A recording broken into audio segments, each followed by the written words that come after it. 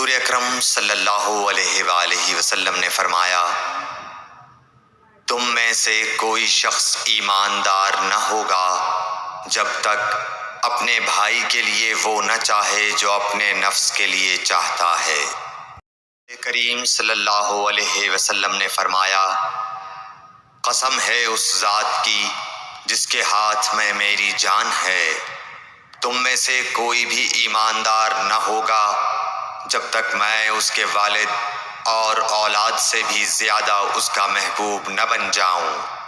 حضرت صلی اللہ علیہ وسلم نے فرمایا، تم میں سے کوئی شخص ایماندار نہ ہوگا جب تک اس کے والد اور اس کی اولاد اور تمام لوگوں سے زیادہ اس کے دل میں میری محبت نہ ہو جائے۔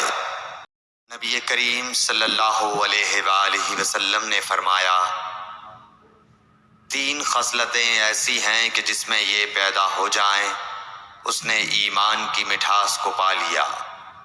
اول یہ کہ اللہ اور اس کا رسول اس کے نزدیک سب سے زیادہ محبوب بن جائیں۔ دوسرے یہ کہ وہ کسی انسان سے محض اللہ کی رضا کے لیے محبت رکھے۔ تیسرے یہ کہ وہ کفر میں واپس لوٹنے کو ایسا برا جانے جیسا کہ آگ میں ڈالے جانے کو برا جانتا ہے۔